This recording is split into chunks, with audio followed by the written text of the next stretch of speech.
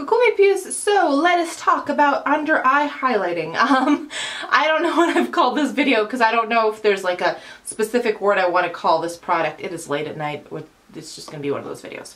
I want to talk about concealers that I use under my eye to brighten my face. And in terms of things that really step up my makeup, if I'm taking sort of something really neutral I wore and then I just want to pop it up a notch either for filming or if I'm, you know, hanging out or like going out, like not like clubbing going out, but just like going out to dinner or something.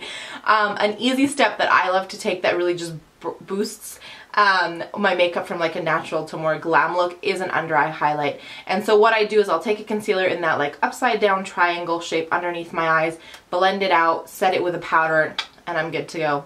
And so I've tried a bunch of different ones. The two that I have, so I have a Drugstore and a like mid-range high-end type one, and I put one of them on each eye, not necessarily because they're the same product. As you can tell, one's more of a yellow highlight, one's more of a pinky highlight, but I just want you guys to see them both. So the yellowish highlight is my Mineralize concealer by MAC. People love the Pro Longwear concealer, and my one friend who I told you was visiting and we talked about makeup and she hit pan on a bunch of stuff, she's already gone through 3 of those and she was like, she wore foundation every day but under eye concealing was something new for her. She's gone through 3 Pro Longwear, so she loves that guy, and people rave about it here, but I've never heard anyone talk about the Mineralize concealer. I love it. And then under my other eye is my Maybelline Age Rewind and Brightener, so the Drugstore option. People talk about this guy all the time and for a good reason. So let's talk about both. I'll bring you and show you close up first. Let's do that. So excited in these videos, like I completely ahead of myself. So MAC is on this side and Maybelline is on this side. And as you can tell, this one is a more yellowy highlight where this one is a pink one. MAC doesn't make this concealer in like a pink tone. But Maybelline do have this line as just normal concealer, so you could pick up like a shade or 2 lighter than your skin tone and you'd get more of a yellowy highlight. I find that a yellowy highlight tends to give me more of that like Kim K contour highlighting look, whereas this pink one is just a nice way to sort of brighten your under eye area, sort of conceal a little bit of those dark circles or what have you. But I just wanted them on both eyes so you could see. This one I find has a little bit more opacity with just one sort of swipe, whereas this one you can build it up. The thing with the opacity on this one is you have to be careful that you really blend it out or it can cake and crease, and that's just not attractive. Whereas this one I find that I have a hard time even building it up, getting it to crease. Let's talk about applicators for a minute. So this one, which retails for $25, I don't know if I said that, for MAC, comes like this and you sort of screw the top up. And then it has like a little, almost like the wand on a mascara type wand, not a mascara, sorry, on a nail polish. Yeah, if that makes sense. And so just sort of put that on there and then blend it out. Whereas this one, you guys have probably seen, but it's like a little sponge tip applicator. So yeah, you would just go in there. I know some people don't like the sponge tip applicator. I really don't mind it. But yeah, that's the applicator. This one, I bought mine for $9, which I think is on the higher range. I know that I think Walmart has it for cheaper. You can use coupons and that kind of thing. So you can get this one decently priced. I love them both, and I use them both, and I like them. If I go with this one if I want a yellow toned highlighter, and then this one if I want a more pink toned highlighter.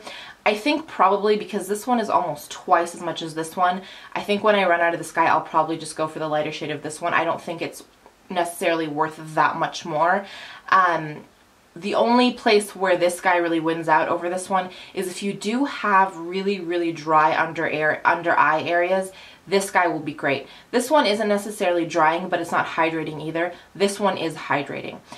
So that would be the only reason I think I would reach for a MAC one in the future as opposed to a Maybelline one.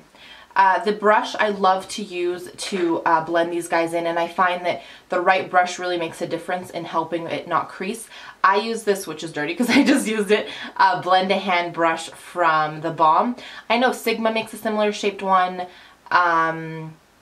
MAC might too. No, sorry, Sephora has one. If I can find the Sigma and Sephora links, I'll put them down below. I just really love the way that this guy works. So something really dense and sort of tapered will let you just really get in there and blend it out. And I find that what I do is I'll blend out the edges, right? So I'll let that coverage stay where it is in the triangle and then just blend the edges out. Something like this is just a game changer when it comes to blending it out and making it look all seamless. So yeah, I just wanted to pop up here, give you some product recommendations, but also a little tip on how to sort of glam up your makeup. Just something simple. It'll take less than 5 minutes and it'll really change up the level of intensity of your makeup, if that makes sense. Let me know if you guys have tried either of these or if you have other holy grail items that you love to use for highlighting. And yeah, I think that's all I wanted to tell you on this front. Let us do points of positivity and we will be done for the day. So my first point of positivity is I did finish season 10 of Grey's Anatomy, and I don't know how I feel. I don't know, it was sad but happy a little bit, and I don't want to give too much away. I feel like I'm not sure if I'm going to watch season 11.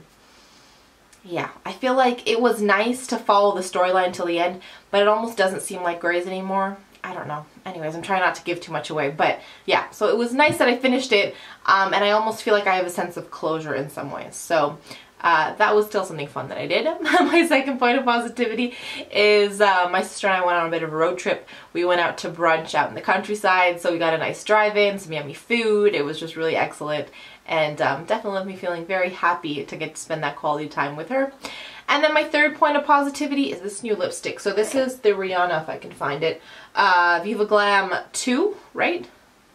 Viva Glam Rihanna 2 lipstick. So it's this frosty brown color. They will have these in counters and at stores for the next 6 months, as well as online, and all the proceeds from the Viva Glam line. So be it the ones that they do with like Rihanna, or they did Nicki Minaj a couple years ago, be it those ones or just the normal like Viva Glam 1, 2, 3, 4, all the proceeds from these lipsticks go towards AIDS research. And so not only do you get an awesome color like this, but you feel like, you know, your money's going to a good cause. This is definitely something that has been making me smile. As always, let me know what has brought a great big smile to your face. I want to send you tons of love and positivity. Thank you ever so much for being here.